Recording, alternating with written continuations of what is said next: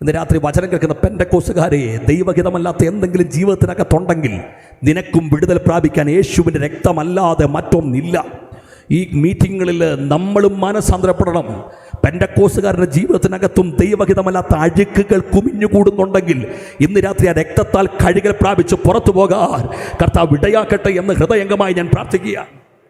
പലപ്പോഴും നമ്മുടെ മനസ്സിനകത്തൊരു ചിന്ത എന്നാണെന്നറിയാം, ഈ മാനസാന്തരത്തിൻ്റെ സന്ദേശം എല്ലാം നാട്ടുകാർക്കുള്ളതാണ് ആകട്ടെ, പക്ഷേ അതിനേക്കാൾ കൂടുതൽ പെന്തക്കോസ്തുകാരൻ ശരിയാകണം. കാര്യം നമ്മൾ വചനം ഇഷ്ടം പോലെ കേട്ടവരാണ്. ഇന്ന് രാത്രി വചനം കേൾക്കുമ്പോഴും ഹൃദയത്തിനകത്തേക്ക് വചനം കയറി കുത്തുകൊള്ളണം. ഇന്ന് പെന്തക്കോസ്തിന് സംഭവിച്ചൊരു മൂല്യച്യുതി എന്ന് പറഞ്ഞാൽ കൺവെൻഷൻ. ഇവിടെ ഒരു സെലിബ്രിറ്റി ഇല്ല. ഉണ്ടോ? ആരാ ഇവിടെ സെലിബ്രിറ്റി? ഇവിടെ ഒരു സെക്യുലർ മീറ്റിംഗ് ആണെങ്കിൽ ഇപ്പം നമ്മുടെ സഹോദരന്മാരൊന്നൊരു വിഷയമല്ല.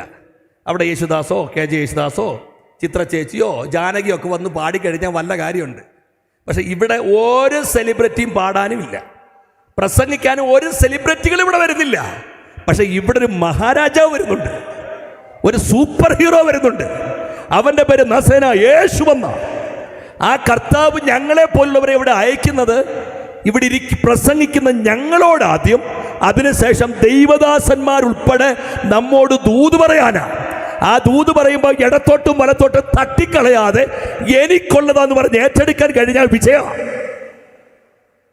എനിക്ക് പ്രസംഗിക്കാൻ അറിയാവുന്ന ആളൊന്നുമല്ല.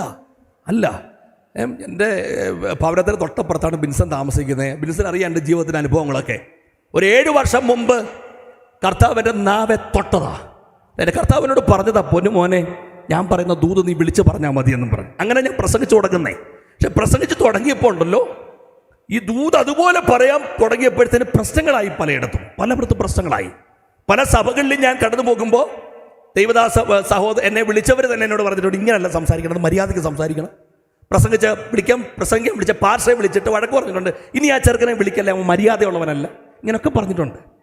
പലവരും വന്ന് പരാതി പറഞ്ഞിട്ടുണ്ട്, പാർശ്വ എനിക്കിട്ട് കുത്തിയല്ലയോ പ്രസംഗിച്ച്, എന്നെ വെട്ടിയല്ലയോ പ്രസംഗിച്ച് എന്നൊക്കെ പറഞ്ഞിട്ടുണ്ട്. പക്ഷെ ഞാൻ അത്ഭുതപ്പെട്ടൊരു കാര്യം, ഇത് ഈ അടുത്ത കാലത്തായിട്ട് എങ്ങും ഒരു പ്രശ്നമില്ല. എൻ്റെ കാര്യം എന്നറിയാം, ഇപ്പോൾ ഏക്കുന്നൊന്നുമില്ല ആർക്കും.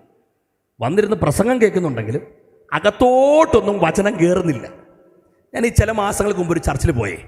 പ്രസംഗം എല്ലാം കഴിഞ്ഞപ്പോൾ ആ ചർച്ചിൽ തന്നെ പ്രമുഖനായൊരു മനുഷ്യൻ ഓടി ഇങ്ങോട്ട് വന്നിട്ട് കെട്ടിപ്പിടിച്ചിട്ട് പറഞ്ഞു, മോനെ, പാർശ്വ സഭയുടെ വിഷയങ്ങൾ വല്ലതും പറഞ്ഞു. ഞാൻ ഒന്നും പറഞ്ഞില്ല.